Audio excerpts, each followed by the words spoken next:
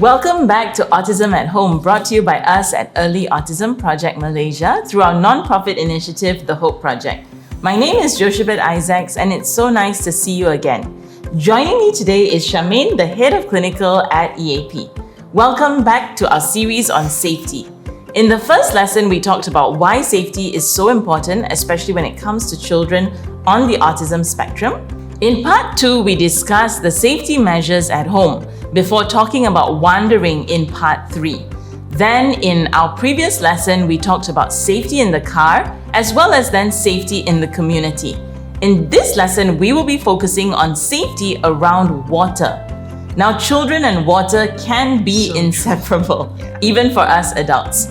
Pools in this case have this sort of like magnetic force on children, and they look very inviting for little toddlers and children. As innocent as the water in the pool may look, it poses as one of the biggest threats to children. Among children on the autism spectrum, drowning is one of the probable outcomes for when they wander off alone. For these children, unfortunately, 3 out of 4 of them ended up drowning. Let's discuss the prevention steps for drowning. Go ahead, Charmaine. Thank you, Jo. First, fence up. All pools, specifically home swimming pools, should ideally be fenced to prevent children from freely entering them. Best defense is a fence that's about 4 feet high, 4-sided, and comes with a self-latching lock. They should be non-climbable, which also suggests that we might want to keep furniture or play items that children can climb on and then over the fence out of the way. The ledge should ideally be away from the child's reach, and the space between the slats should be less than 4 inches to prevent small children and even pets from squeezing through. A system recommended at home to prevent drowning is when the pool is not being used, the gate is locked, keys are kept out of children's reach, and all the toys and climbable furniture are kept away from the fence at all times. Second is to invest in pool alarms or pool gate alarms, anything that can detect and give warning that someone has entered the pool. The third tip is to start your child with swimming lessons as early as possible. The American Academy of Pediatrics recommends starting swimming lessons for little ones from as young as 1 year old as a safety measure. However, for children with autism who have tendencies to wander, they are even more encouraged to learn how to swim in wet clothes and with shoes as opposed to swimming attire. Other precautions that may help save children from drowning include assigning a water watcher, whose main role is to literally watch all children swimming or playing in or near water. All parents, caregivers, and pool owners should undergo CPR training. Additionally, having swimming equipment like life preservers and life jackets at the poolside is a bonus during emergencies. Teaching other important skills such as building tolerance to wearing swimming attire, wearing floats, wearing life jackets are all beneficial. Teaching them to seek permission for pool time from the adults is also an added advantage.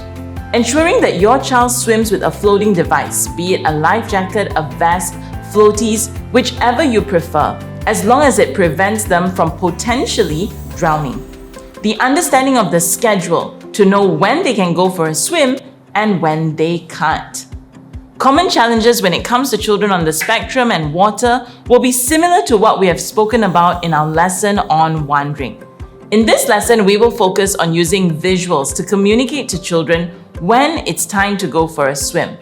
The reason for this is to hopefully prevent them from just wandering off to the pool or bolting or dashing and jumping into the pool impulsively.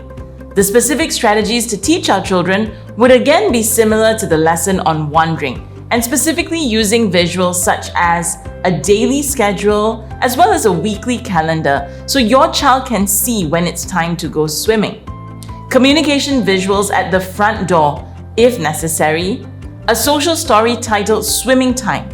This will include information on when they can have pool time, as well as reminders for your child to request for swimming time, and the swimming rules such as waiting for an adult and to wear their full swimming gear.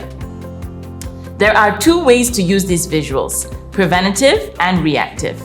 Preventative strategies involve communicating to your child in advance of their daily or weekly routine and emphasizing when is their pool time before they request for it. For example, if you are using a daily schedule, a preventative strategy would require you to show this visual schedule to your child and communicate that pool times comes after completing their homework for the day, for example. If you're using a visual schedule, you can show them their routine for the week and emphasize that they can only go to the pool on maybe Saturday.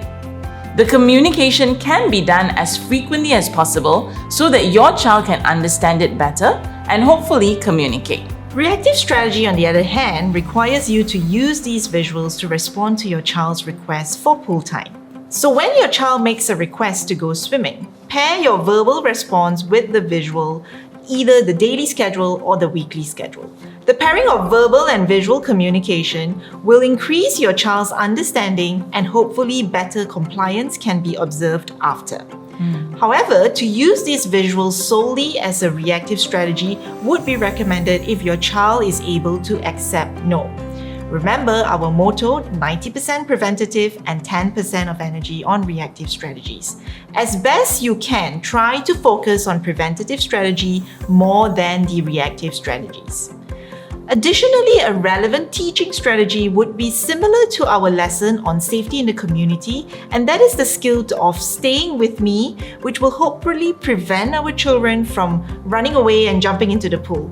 Of course, waiting would be extremely important and just cooperation in general for safety around water areas. Essentially, if a child is able to understand the swimming rules and be able to communicate to request for swimming pool or swimming time rather than just jump into the pool, that will ensure their safety. Pop quiz. What are some of the important skills for your child to learn to prevent them from accidentally drowning?